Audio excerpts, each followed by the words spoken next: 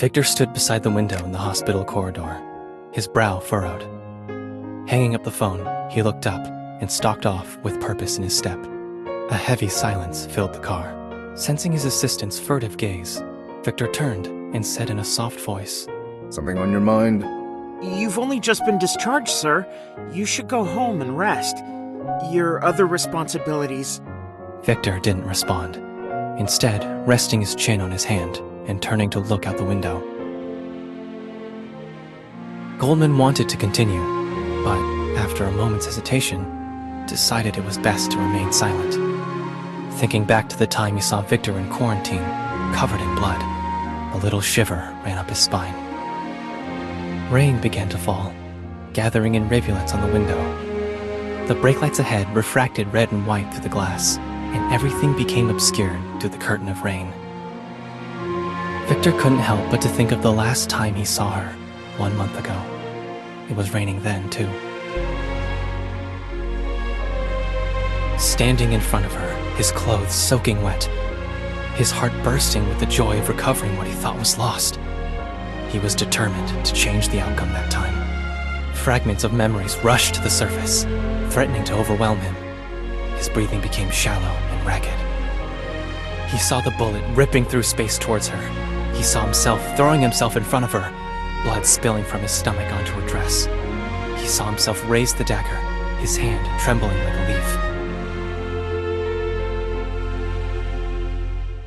Redness flooded his vision. Clumsily, he tried to wipe away her tears, only to smear blood on her pale white cheek. Bright red lights brought him to his senses. He held her tightly, one last time. No matter where you are, I'll always find you. The pain of having his soul torn apart swept through his body.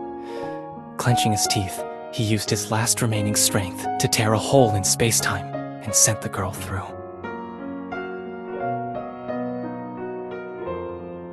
His right hand trembling, Victor knew what he must do, even if it meant going back in time. He had not spoken of it in all the days since, though dreams disturbed his sleep and the gunshot scar on his belly ached with every movement. Victor clenched his fist, his stern expression and chiseled jawline set in stone. LFG, sir. Victor looked up, a shadow of pain in his eyes. As the darkness fell, the sky became devoid of starlight. Victor stood at the window, watching the traffic creep along the street below. The city lights filled the night. This was where he first told her about his perspective. When the whole city is at your feet, your anxieties just melt away. Thinking about her unexpected expression, a hint of a smile played across Victor's lips, and his eyes softened. But the smile quickly vanished. In a far corner, untouched by light, there stood a dark figure. Approaching footsteps could be heard, slowly and steadily in the silence. Victor turned to face this visitor, his expression cold and distant.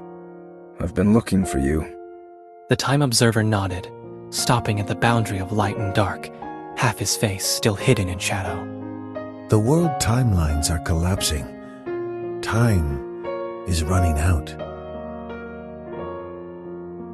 Victor did not speak. The lights spilled in from outside, lengthening his features as the darkness intensified. A profound silence filled the space, as if two invisible forces were confronting one another. After a pensive moment, the time observer spoke. We can tell you her current location. For the first time, Victor's tranquil expression revealed a trace of surprise. He paused, then muttered a single word. Fine. Astonished by the frankness of his answer, the time observer continued. You must understand the consequences of these actions. I told you, I have only one objective. His tone was completely uncompromising. The time observer smiled, offering his outstretched hand to Victor. But everything else is my domain. Victor stood his ground, unshakable determination engraved upon his face. An unreadable expression flashed across the time observer's face as he turned and disappeared into the darkness with a sigh.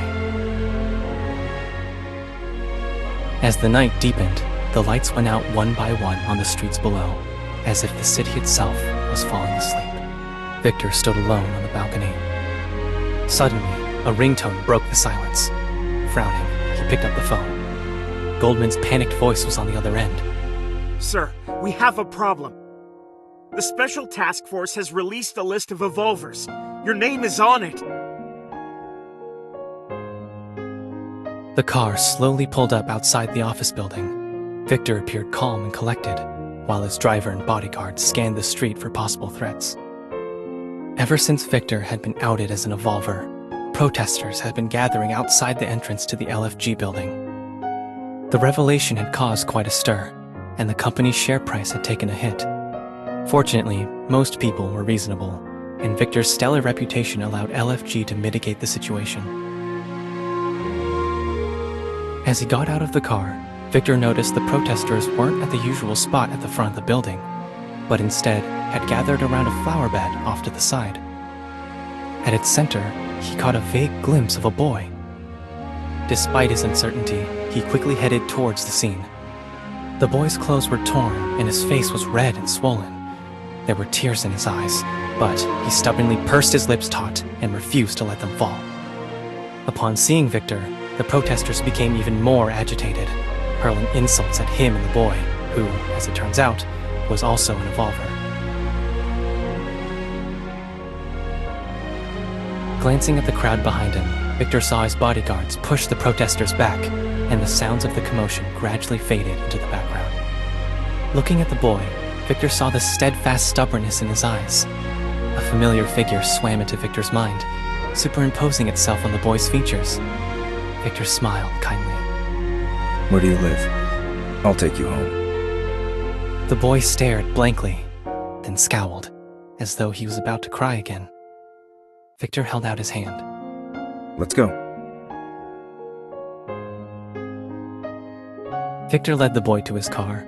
All the while, the boy tried to secretly wipe his tears away. Victor silently handed him a tissue. Did she cry like this when she was little? Victor wondered to himself, though he quickly rejected the notion. No, she never cried much in front of him, as a child or otherwise.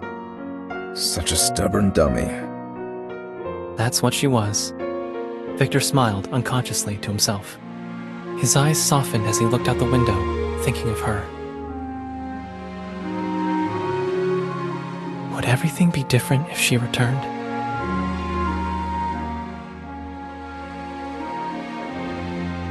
Arriving at the boy's home, his parents fell over themselves with gratitude. In conversation, Victor learned they had lost their jobs because they were evolvers. But despite their difficulties, they didn't appear too concerned. On the contrary.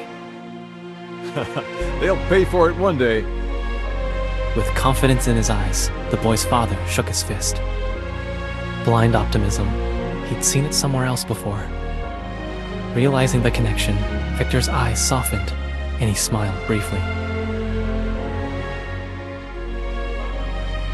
I can give you an opportunity. The couple appeared stunned. Victor repeated the offer a bit more seriously this time. But I'm not a charity. If you want to come and work at LFG, you'll need to show me what you can do. A lot of emotions passed through Victor's mind. He remembered the look of the girl at one of those meetings. She proved to him once and for all that evolvers possessed a light that could not be concealed.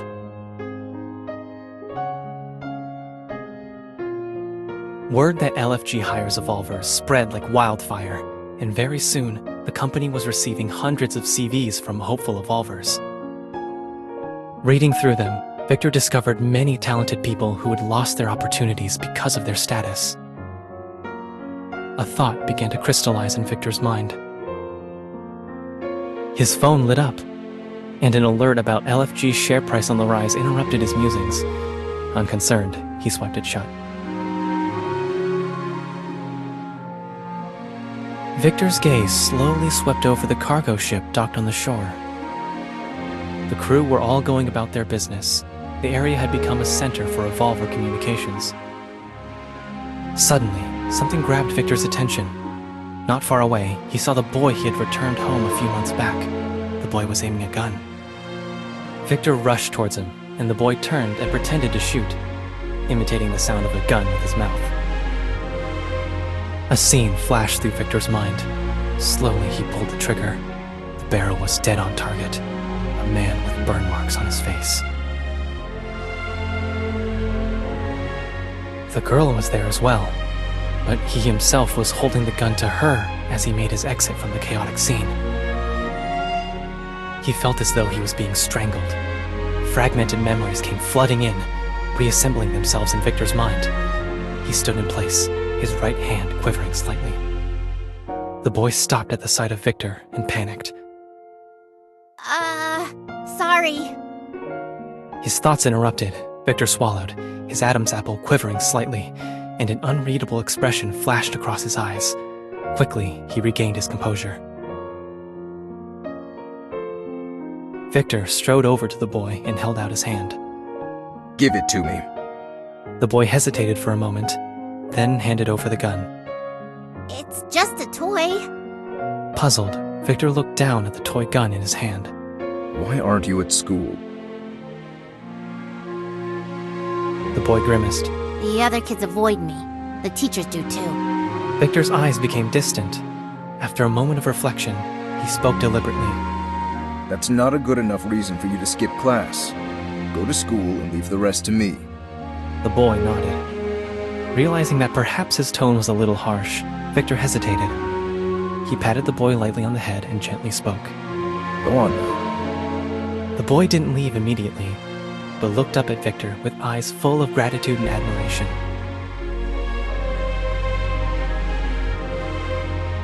Thank you for helping us. Everyone says you're a good person. That said, he ran off. Victor was a bit startled. Watching the boy run off, a small, self-deprecating smile played across Victor's lips. Images of the gun, the girl, and the sudden drop of the dagger flooded his mind. Feelings of intense fear and regret swept over him. He was always hurting her, one way or another. Victor shoved his hands into his pockets and stared out to sea. His turbulent emotions were reflected in the churning waters below. After a moment of silence, he spoke, to no one in particular, or perhaps just to himself. It's not over yet. I will win our wager.